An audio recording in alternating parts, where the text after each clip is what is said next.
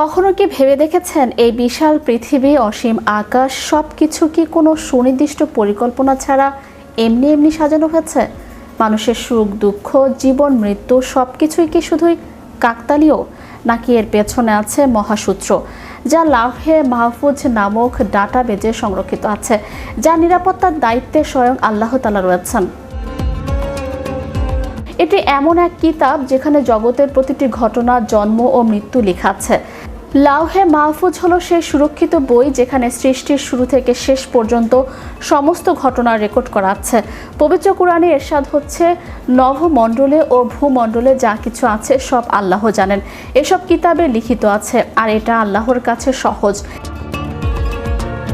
এই আয়াত থেকে বোঝা যায় লাউহে মাহফুজে সমস্ত সৃষ্টির কার্যক্রম এবং প্রকৃতি সংক্রান্ত সব কিছু লেখা আছে। এর মধ্যে মানুষের জন্ম, মৃত্যু, তার জীবনের প্রতিটি মুহূর্তের ঘটনা, তার সফলতা বা ব্যর্থতা এবং গন্তব্য নির্ধারিত। এটি আল্লাহর অপরিসীম জ্ঞানের প্রতীক, যা অগণিত বছর আগে থেকেই ঠিক করা হয়েছে।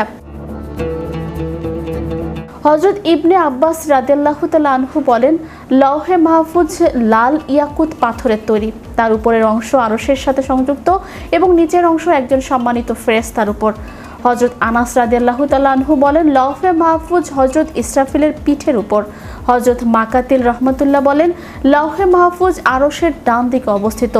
ইমাম সুয়ুতি রহমতুল্লাহ বলেন, আল্লাহ তাআলা লৌহে মাহফুজকে 100 বছরের দূরত্বের পথ সমান সৃষ্টি করেছেন। এর দৈর্ঘ্য আসমান জমিনের সমান, প্রস্থ পূর্ব পশ্চিমের সমান এবং তা মূল্যবান মণিমুক্তা দ্বারা নির্মিত।